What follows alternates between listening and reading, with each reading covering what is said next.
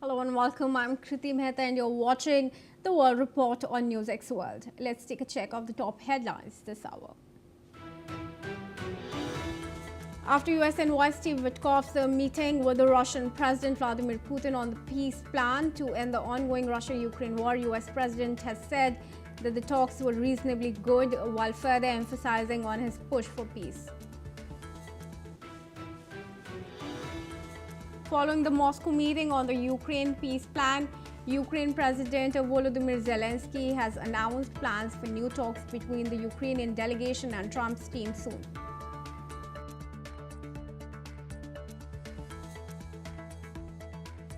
Russian President Vladimir Putin is set to embark on his two-day visit to India starting today. The two leaders will attend an annual summit held by both the countries.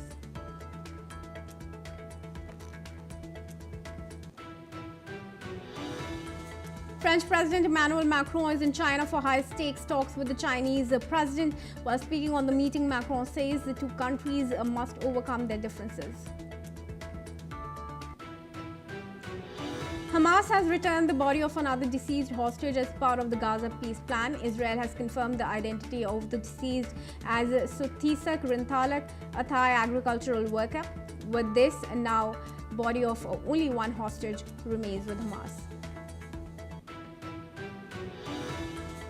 United Nations Secretary General Antonio Guterres has slammed Israel in his fresh commitments on the Gaza war. He has said that there was something fundamentally wrong with how Israel conducted its military operation in the Gaza Strip.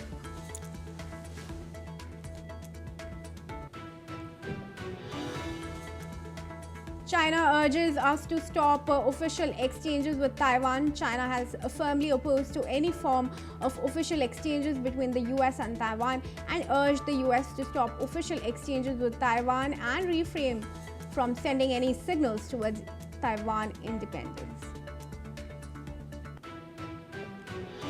Rwanda's foreign minister says a new accord with the US and DRC could help advance peace efforts even as Rwandan-backed M23 rebels and the Congolese army accuse each other of breaching the ceasefire in eastern Congo.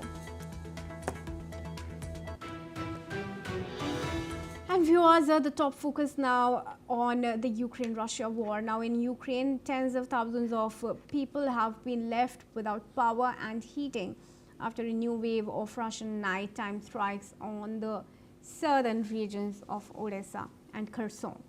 Local authorities say the attacks targeted key civilian energy facilities as winter approaches. Ukraine's energy company DTEK reports that an energy site in Odesa was hit overnight, cutting electricity to nearly 50,000 and more households. In Kherson, a heat and power plant was forced to shut down after repeated strikes, leaving more than 40,000 residents without heating. Officials say the facility suffered severe damage, calling the attacks another assault on civilians in a frontline city already hit daily by missiles and drones. Ukraine's energy ministry also reports that about 60,000 people in the Donetsk region are without power following additional Russian attacks. And I'd now like to request Professor Georgy Toloraya, professor at the Russia Academy of Science in Moscow. He joins us live from Moscow. Thank you, Mr. Toloraya, for joining us here at NewsX World. Now, Russia is proceeding further into the Ukrainian territory, including Donetsk. But with these attacks and power cuts, how are those residents expected to live their normal lives? This was predictable, and it was told many times that unless the peace deal is brokered, the offensive operation will continue. So unfortunately, the war will continue, regardless of what the opponents might try to express their feelings on, because this is the law of politics. We have now the ongoing diplomatic process, which may lead to the end of hostilities, to the end of bloodshed, but we must solve the issue in a way which is acceptable to everyone. And so far, I understand that Ukrainians have not expressed their position, have not made the propositions that would enable Russia to end the offensive. So it will continue according to the laws of war. All right, thank you for your comment there, but requested to stay on, viewers, as we move on. Now, Turkey is urging both Russia and Ukraine to keep energy infrastructure out of the war after a series of drone attacks on tankers near its Black Sea coast. Energy Minister Alparslan Bayraktar said that Ankara wants energy flows to remain uninterrupted, worrying that rising risks are already pushing up shipping insurance rates. Let's in fact listen into his statements.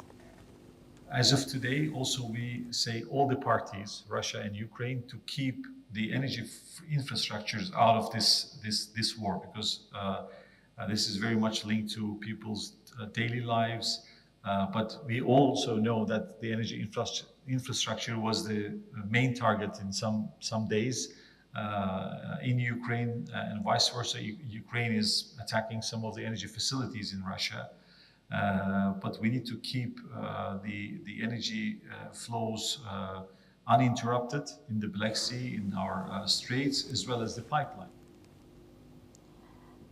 Now, this came as Ukraine claimed responsibility for attacks on two empty tankers heading to a Russian port last week, but denies involvement in another strike on a Russian-flagged vessel on Tuesday. The tension also briefly halted operations at the CPC pipeline, which handles more than 1% of global oil supply. Bayraktar said that Kazakhstan is now diverting more crude through the Baku-Tbilisi-Seyfin pipeline, which continues to deliver up to 700,000 barrels a day. He also revealed that Turkey and Ukraine are in talks on gas supply, with energy companies Botas and Naftogaz working on options to support Kyiv through the winter. And I would now request Professor Toluraya to join us back into the discussion here. Professor, should we expect the remarks and the appeals that are coming from Turkey to have any effect on the ongoing strikes? Or is this going to continue relentlessly and hamper the lives of the people carrying out their daily lives in these regions? I don't think that we can expect any slowing down of Russian offensive, which includes, of course, attacking the infrastructure. I personally think that we, for almost 4 years, we tried to share the Ukrainian infrastructure, the energy infrastructure and railroads. Listen, for 4 years, the supply of Western ammunition and Western weaponry have been smoothly flowing into Ukraine without any hindrance. All the railroads, all the water stations are intact. I don't understand why. I think that if 4 years ago Russia have started with the destruction of energy infrastructure and logistical infrastructure in Ukraine, then the war might have ended much before and lots of lives would have been saved. So don't expect Russia now to react to Turkish pleas to stop the war efforts, which are crucial for the finalization of the conflict. All right, do stay on, Professor Toluraya. I'd request a comment as we move forward as well. Now, viewers, Germany Chancellor Friedrich Merz has backed giving Belgium legal assurances of the planned use of frozen Russian state assets to support Ukraine. Merz argues that all European Union countries should share the risks fairly, proportionately to their economic strength. The European Commission proposed using frozen Russian assets or international borrowing to raise about $105 billion for Ukraine, aiming to fund military needs and basic services amid the ongoing war with Russia. Belgium, which holds most of the frozen assets, has voiced legal concerns and has yet to agree. Mayors emphasized that Belgium cannot rely solely on political promises and deserves binding guarantees. He also said that it would be unacceptable for a single country to bear an excessive burden in this regard and called for collective responsibility across the European Union. The proposal marks an unprecedented step by the European Union in financing Ukraine. I'd now request Professor Toloraya to join us back into the discussion here. Professor, what is it that Russia is likely to do if Europe finalizes on a plan to use the frozen Russian sovereign assets? Well, we shouldn't be mistaken. The Europeans are trying to rob Russia, to steal our resources, our money, to continue the conflict, to continue the war, to make Ukrainians die more, and to continue bleed Russia and bleed both Ukrainian and Russian people. That's their goal. And whatever you call it, it's still robbery. It's still robbery, and this is a crime. Whatever you would do, whatever EC would suggest, what kind of guarantees or what kind of judicial mechanism it would invent, it's still robbery, and Russia won't accept it. And whatever they do, still the day will come when the Russia will demand money back, and if not given voluntarily, it will take its money by force, by some kind of action that would may include the expropriation of European property, whatever it will be, and let the Europeans sue Russia then again. And additionally, I think that Europeans are not wise to do this right now, because US have suggested some plans to use these funds for joint efforts to repair the damage from the war conflict to both Russia and Ukraine. And US has some of their own plans. So in fact, they're challenging President Trump and White House and US business with trying to steal the Russian money at this particular point. I don't think it's a wise idea. All right, and Belgium has continued to speak for Russia. In the latest, it's also urged for sharing the risk plans of any potential use of these assets of Russia. How do you view that? Well, I've said that Russia will demand and get its assets back, and it will be in a way that the politicians which are trying to do this now won't like. They will be long retired, living, spending their days in retirement, but their successors would suffer greatly. Could you emphasize on some of the legal concerns that would arise? Well, as I've said, there are many ways a nation can demand what belongs to it from a hostile nation. I won't predict now, but we can simply confiscate some European property, wherever it will be located. All right. Well, thank you for speaking to us here at NewsX World. For now, I'd like to go with that. Viewers, we move on, in fact, to news from Iraq, which has announced that it will freeze the funds of Iran-backed armed groups, including Lebanon's Hezbollah and Yemen's Houthis. The move is expected to be welcomed by Washington, which has long sought to curb Iran's influence in Iraq and across the Middle East.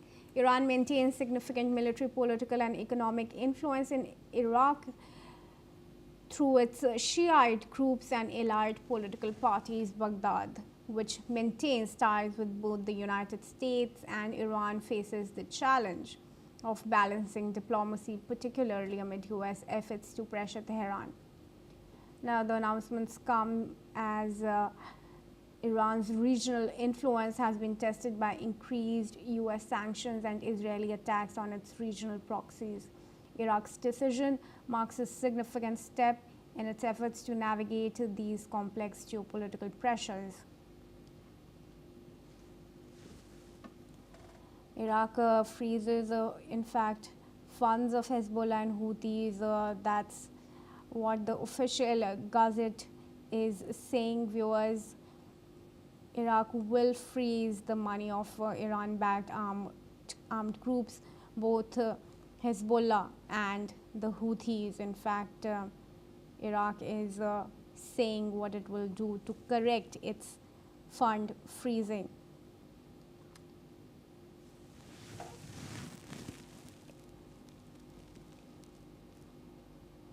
The Justice Ministry's official gazette last month had published a list of groups and entities whose funds would be blocked, naming both Lebanon's Hezbollah and Yemen's Houthi, a move that would likely be welcomed by Washington and also put pressure on Tehran.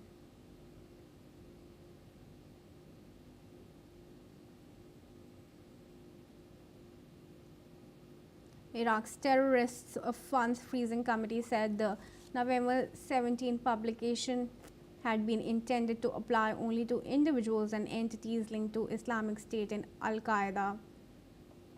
Now, the committee said that several unrelated groups were mistakenly included because the list was released before final revisions are completed.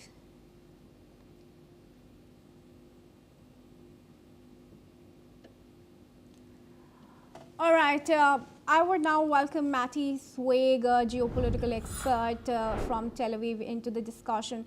First of all, Mtthew, can you verify the authenticity of these reports? Because we're now learning that there seems to have been a publication error, and Iraq is in fact correcting a list of groups that had been mentioned, which also include Hezbollah and Houthis.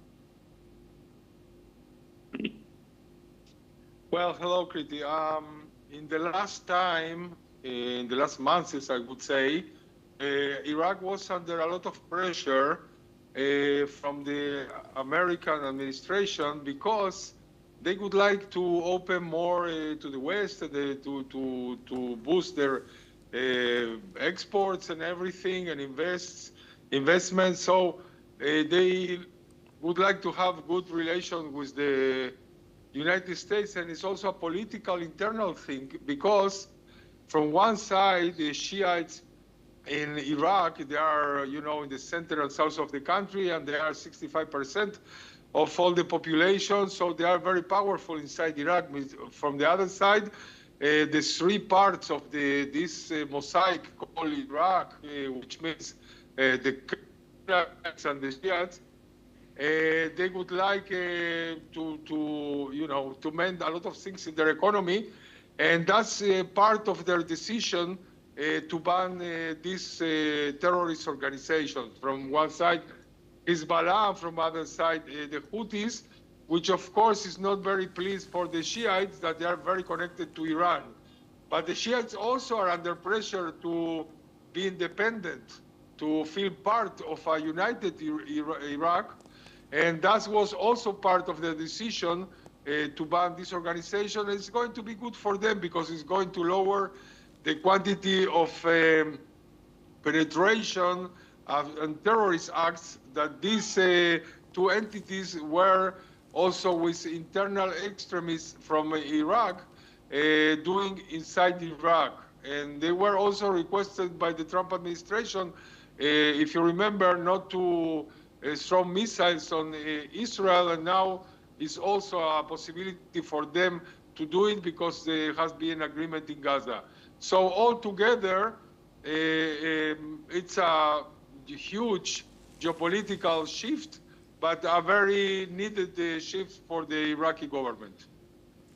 All right, thank you, Mtthew, for joining us in this discussion here. And with that, viewers, let's move on. A United Nations Security Council delegation has arrived in Syria for its first ever visit, just days before the first anniversary of Bashar al-Assad's ouster. The delegation entered via the Lebanon-Syria border and will meet Syrian officials, including President Ahmed al-Shara, as well as civil society representatives. They also visited the heavily damaged suburb of Jobar in Damascus. The United Nations Security Council is aiming to support Syria's transition and rebuild trust after years of civil war. The visit comes amid rising regional tension, including recent Israeli military incursions that killed 13 people in Beit Jin. UN officials hope the trip strengthens dialogue and encourages a peaceful, inclusive path forward.